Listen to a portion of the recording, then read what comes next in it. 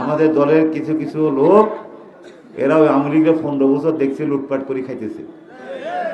এরা 5ই আগস্টের পর 2024 সালে মনে করছি বোধহয় আমরা তো ক্ষমতায় চলে এসেছি, আমরাও কিছু আওয়ামী লীগের মতো আকাম করি।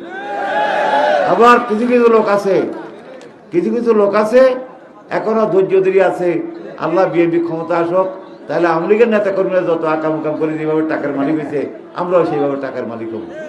আমি আজকে এই মাঠে ওয়াদা করে গেলাম, আমার দলের হোক জয়খানে হোক, যদি কেউ অপকর্মের সাথে জড়িত থাকে আল্লাহ রাস্তায় আজকের মিটিংয়ের পর থেকে শুদ্ধ হয়ে যাও।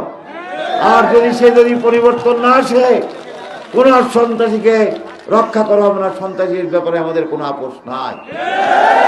আর যারা মনে করছেন ক্ষমতা আসতে মানুষকে জিম্মি করে, ব্যবসায়ীদেরকে জিম্মি করে, মানুষের জায়গা জমির বিরোধকে কেন্দ্র করে আপনারা অর্থনৈতিকভাবে লাভবান হবেন, এই স্বপ্ন মন থেকে দূর করে ফেলুন। কারণ এটা মোহাম্মদ সাদাত আমার জীবনের বিনিময়, আমি এটাকে প্রতিরোধ করবো, এটা আমি হতে দিব না।